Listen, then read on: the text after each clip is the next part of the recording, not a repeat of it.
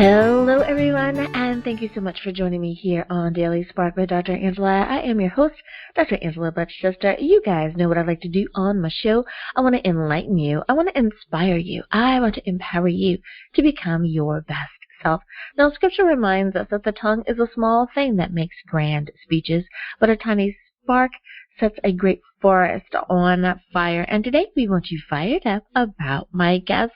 I will be speaking with Julia Brooks today about her book, Gotta Text. So go on, get comfy, get cozy, get your coffee or get your tea, because we are about to get started. Hello, Julia. Thank you so much for joining me here on Daily Spark with Dr. Angela. Hello, Dr. Angela. Thank you for having me. It's my pleasure to be here with you. Absolutely. So glad that you are here today. I am starting to have an even bigger appreciation for every guest that I have on the show, considering that we have all been through a pandemic. It is always nice to hear a fresh voice on the line. So thank you so much for making it here. Now, we understand that there are folks out there that may be unfamiliar with who you are. So our tradition is to allow every guest an opportunity to introduce themselves to the new folks that might be out there. With that being said, Julia, tell us a little bit about yourself. What makes you, you? Well, I am a CEO and speaker for Paradigm Shift Consulting Group, and this is an organization that supports and advocates for families with children and adults with special needs. This came about because I have a son who is on the autism spectrum, and my husband and I have been working very diligently to talk in his behalf. So a lot of what I do is with that group and family.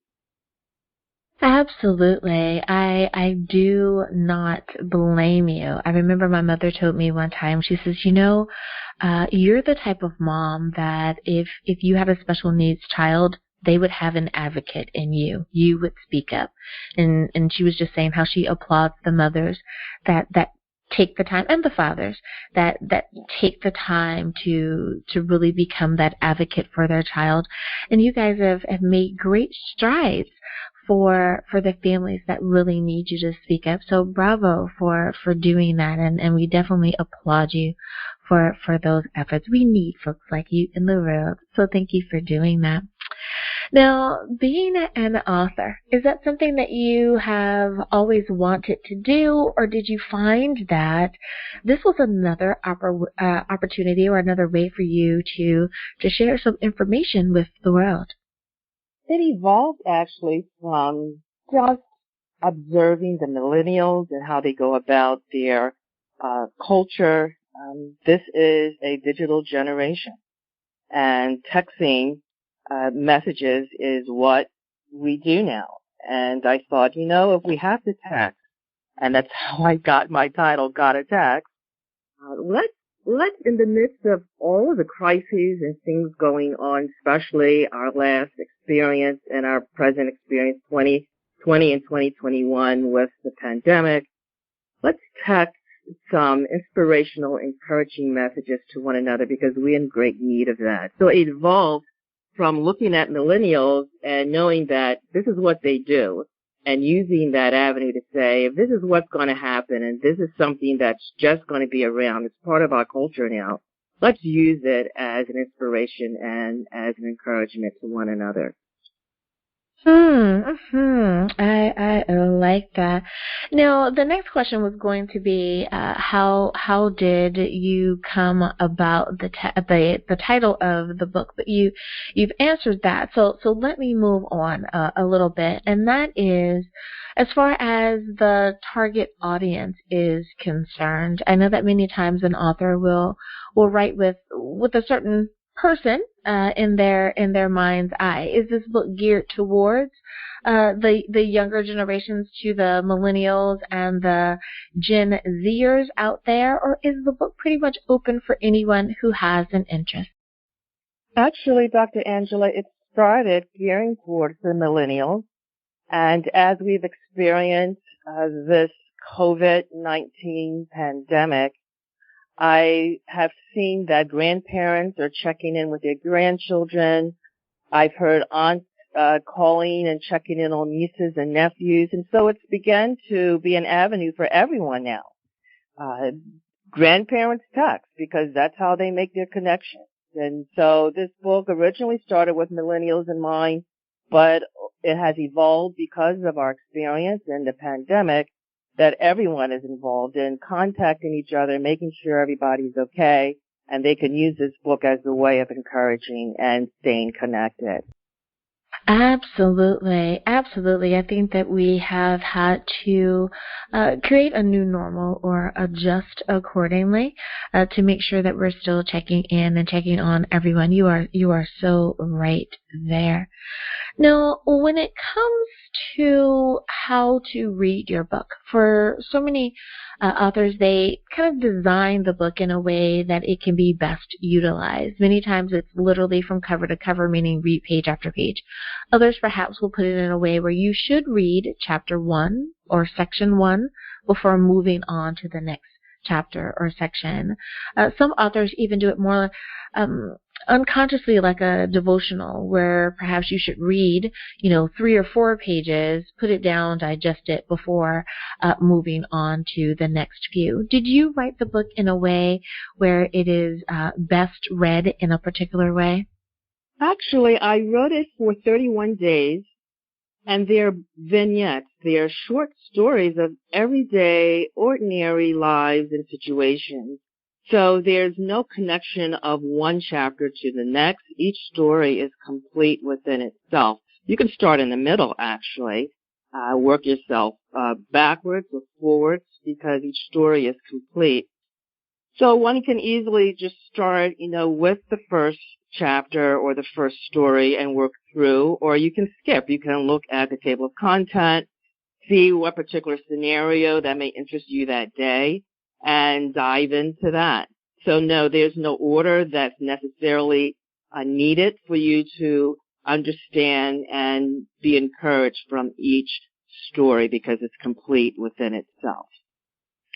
The other piece is it's not, although there's 31 stories, it's not designed like a calendar. You have to wait for day 1 to start. You can start in the middle of a month with the first story. So you don't have to worry about matching it. Or I didn't read number 14, so I'm behind because it's now the 16th day of the month. It doesn't matter. That's fine.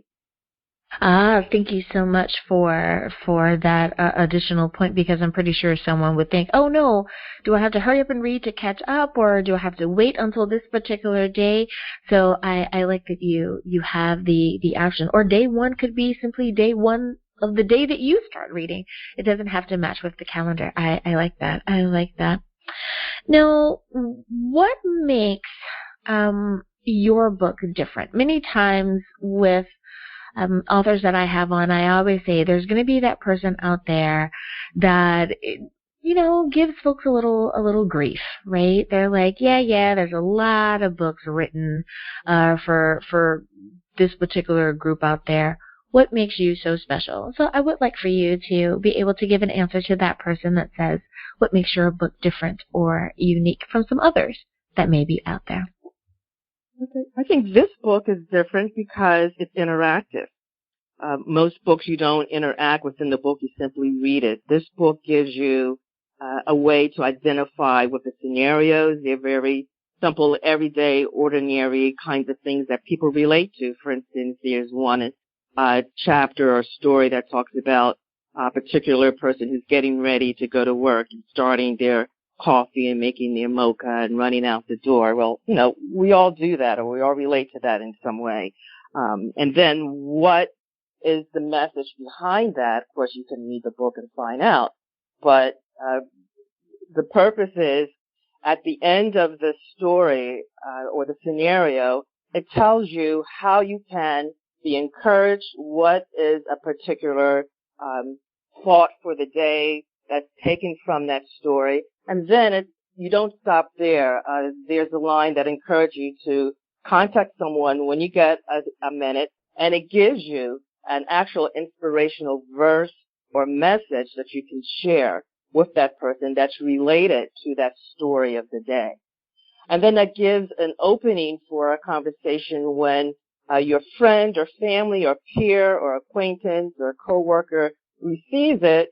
Later in the day, you can share, what that scenario was, how that particular inspirational message came about, and how you wanted to share with them. So it interacts in terms of the book guides you to connect with someone else, because that's what we want to do as a result of reading each of the scenarios, to connect with each other.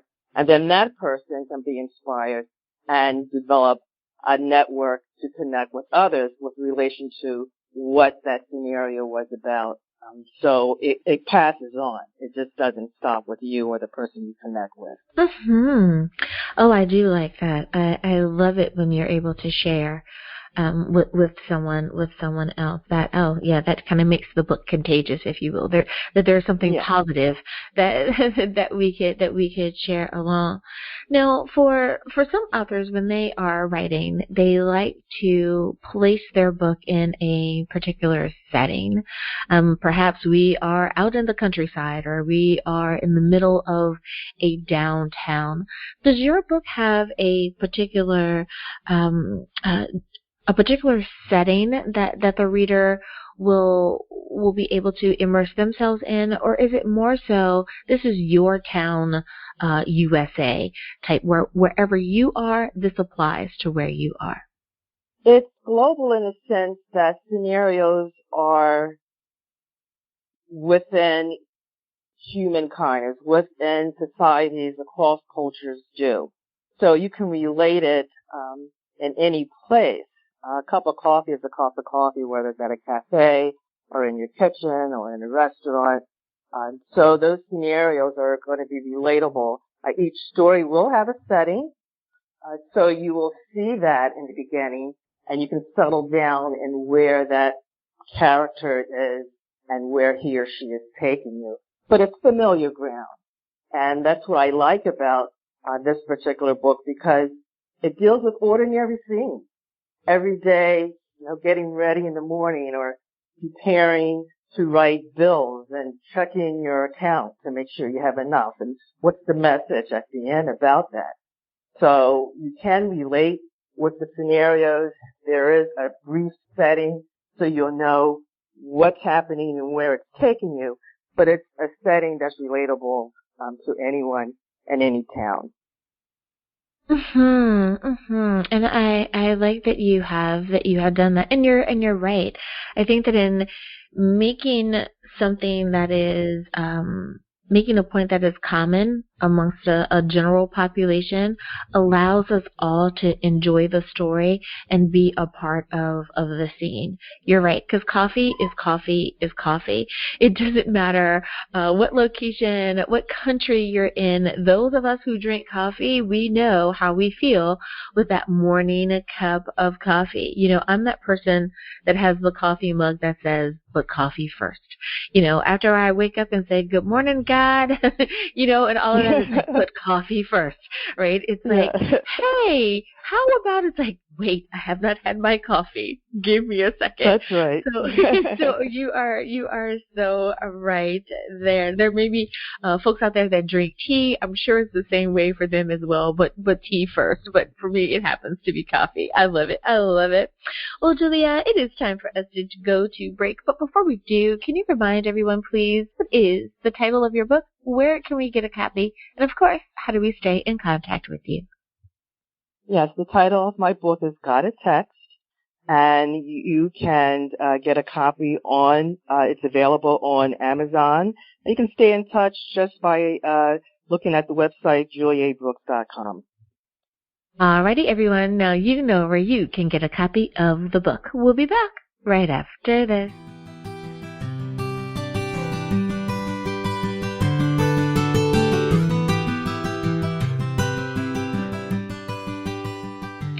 And we are back. Thank you so much for joining me for Daily Spark with Dr. Angela. I'm your host, Dr. Angela Chester. My guest today is Julia Brooks, and we're talking about her book, Got a Text. Now, my next question for you, Julia, is um, just in case someone is joining the program just a little late, how would you summarize what your book is about? Because the title is interesting, Gotta Text. And I know that for many states nowadays, we're trying to remind people, don't text and drive. We're trying to remind people, put your phone down and enjoy real life that's around you. What would you say that your book is about? Does it tie into any of those things? Well, Gotta Text is just really reinstating and affirming that this is what we do. We gotta text, using that language. So I'm saying let's use what we already are doing, not discourage it, but obviously use it in a safe way. We don't want to text while driving and those kinds of things and walking across the street. We do want to be safe, but we do need to get messages. And I understand even now, Gotta Text has texting messages is necessary because when you're in meetings, or sometimes there are places that do not have good internet. So, you're able, if you can't make a phone call, you can send a quick message. So texting really is something that it's just the culture of needed communication. So since we need to do that and we're going to do that and we have to do it, let's look at a forum where it can be productive. And one way of being productive is looking at after we've come or still in this pandemic and, hopefully and trusting that we're seeing a light at the end of the tunnel. There's been a lot of us who have heightened our awareness and appreciation of first responders. I think we've always appreciated the medical staff, the emergency staff, the EMS, the firefighters, the police officers. But now neighborhoods since the pandemic and really appreciating the hours of rescue and working with families and friends who have been affected by this disease have called them now their heroes. And you see signs on lawns and signs in windows saying thank you to our heroes. I know of neighborhoods that on certain evenings at a particular time, they will open their windows and everyone will begin clapping and shouting to the first responders saying, thank you for your service. So this horrific time has actually created some positive, appreciative awareness of what we've already known. But it seems like this Good Samaritan model of us really looking at the welfare of others and looking to see how we can benefit and uplift others have been heightened by this pandemic. So let's use texting, since we got a text, in a way that we look out for the welfare of others. And that's really what the book does. It gives you scenarios that's ordinary. It shows you how you can be inspired in ordinary times, but you can also be encouraging in difficult times. And so let's use what's around us within our environment, what we see every day, and be that agent of influence, that agent of an encourager, and reach out to those that we can help just by sending an unexpected text that they will get, and for that moment, just jar maybe a moment of peace or appreciation or tranquility, or they would be encouraged because they heard from you in a sentence or two. And that's what the book does. You're absolutely right there. We do need to be thankful for all that we have in this moment. And I am one of those people. I will text you.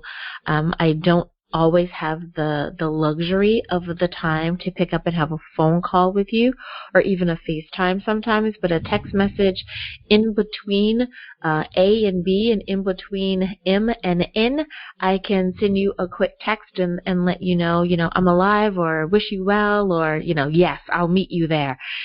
So you are right. Let's utilize what we have.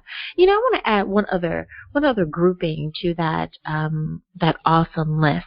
But please, our medical staff and our law enforcement and those that we think that are traditionally first responders, you are absolutely right.